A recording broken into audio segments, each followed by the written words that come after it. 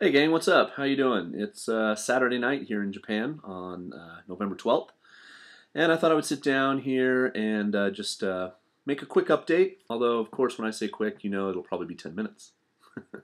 um, what have I got to tell you? So I really want to recommend this video I watched this past week on YouTube. You can watch it for free, but I'll get to the description of that later. So persevere and wait to the end because I think you all should take the 90 minutes, the length of the film, out of your day someday and watch this really amazing documentary. What's been going on with me? So at school, things are going well. I picked up another class at my university where I teach, and so it's keeping me pretty busy. What was I going to tell you about that? Oh, just, I talked a little bit about the journals. That's going well. And, my students are so great. I really am lucky. The advantage of being in a small school, which I'm at, I went to UCSD, University of California in San Diego. I think there's like 25, 30,000 students spread out over a very large campus. My school is about 1,000 students, and, a fairly small campus. Relatively, and I'm having the chance to get to know quite a few of them, and it's really great. So things are going well there. One of the things I'm doing tomorrow on Sunday is Smile Kids Japan, which is an organization that started by, I believe, a former Jet or a current Jet, who responded to the devastation in the Tohoku region after the tsunami in March, and wanted some way to reach out to children, especially children orphaned in the wake of the disaster.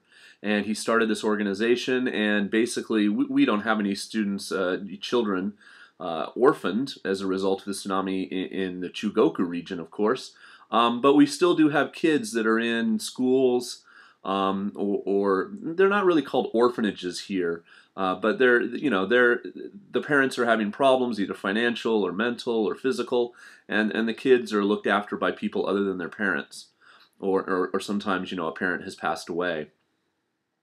So once a month, some Jets and I, we get together and we go out there, and just for a few hours we just hang out with the kids. We play games.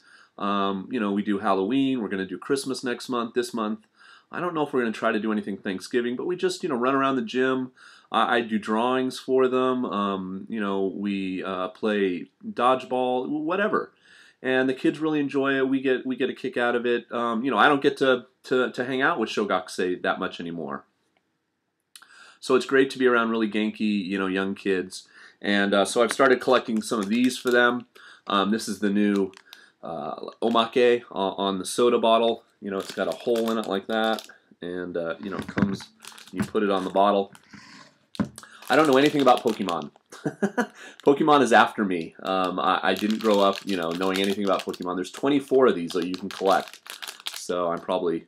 Unfortunately, this comes on Pepsi Next, which is a Diet Pepsi product here that I don't drink. So if I buy them, it's basically I'm paying, $1 for the bottle of beverage, but I don't drink what's inside. So, but I'll count the number of kids tomorrow when I go, and I'll buy that many to take in December. I've got some leftover Halloween candy that I'm going to give them tomorrow. So this is, speaking of Pepsi, this is the new Pepsi Pink. Strawberry and milk flavor. And I think a lot of other people have opened this on camera and tried it. I just saw one at the store yesterday, so here we go.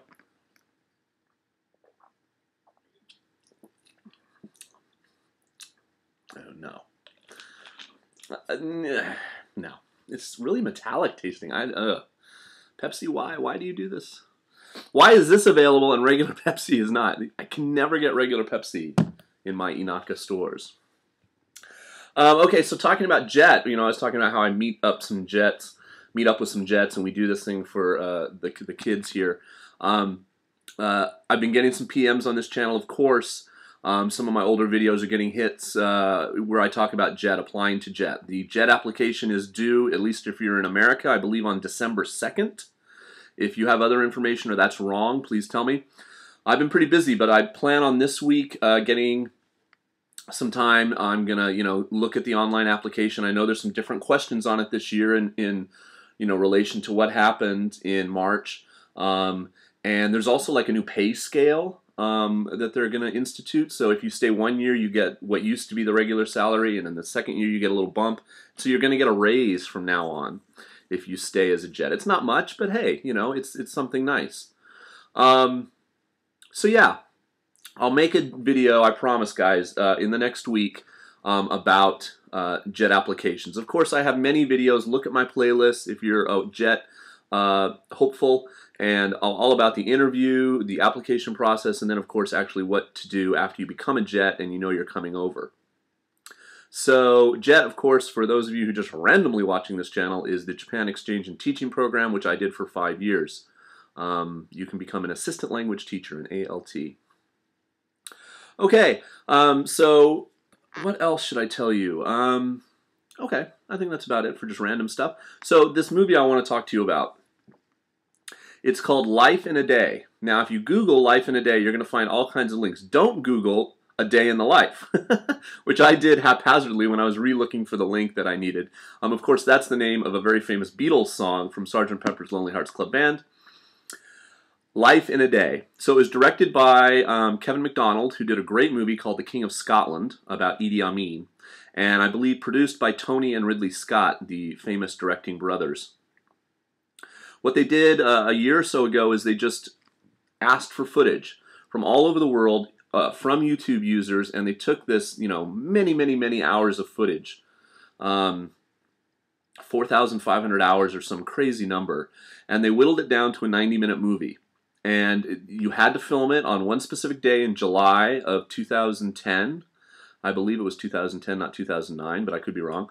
So it was that day, and they started in the morning, and they basically just progressed through a day, but of course from all over the world. Now, off the top of my head, I could probably name 100 countries. I would get, North America, boom, Europe, Asia, Australia, New Zealand, Central America, South America. I wouldn't get everyone, but I get most. Africa, I'd probably get about half. I could get up to about 100. Supposedly, this documentary includes footage from 192 countries, which blows my mind. Like, there's 192 countries. I don't even know how many there actually are in the world. But 192 countries where people see YouTube and are participating in this type of thing is awesome. And some of the things, the movie has subtitles. If you go to the link I'll put down below, the subtitles automatically come on in English anytime something other than English is spoken. It's just a phenomenal project, and really very moving film, the way they assembled it. They don't overuse music. They don't do a lot of quick cutting. They linger on certain subjects longer than you would think that they would be really quick. There's a bit about the 11-minute mark where you meet a Japanese man. He's a single father with a 3 or 4-year-old boy, and you find out why the mother's not involved in the course of like the 2 or 3 minutes they linger on his story. It was just amazing to me, the breadth of experience that people have in a single day on this planet. And I was very moved by it, and so glad that I took the time to watch it. So I really urge you to watch it. Let me know what you think of it down in the comments. I really do think it's a fantastic documentary, made possible by this amazing thing that I love called YouTube. It's free now to watch on YouTube. If you go and see it at a theater and you have a chance, the ticket money that you spend at the theater, I believe, benefits National Geographic, which has a part in it. So definitely it's worth it. I would love to see it on a big screen, but, excuse me, a little Pepsi burp there. Go and watch it on YouTube. Take the 90 minutes and do experience it. It really moved me, and yeah, I was really moved by it, and it inspired me to talk a little bit to my students, and I was very sort of verklempt and moved this week when I started to talk to my students about Martin Luther King Jr. and civil rights, and I got all kind of emotional in class. It was very weird, but my students were very interested, and I'll talk about that in a later teaching vlog because I want this to be under 10 minutes. Okay, so thanks a lot. Jet video coming up soon. Thanks for watching as always, guys. Let me know what's going on in your week in a comment. Peace. See ya.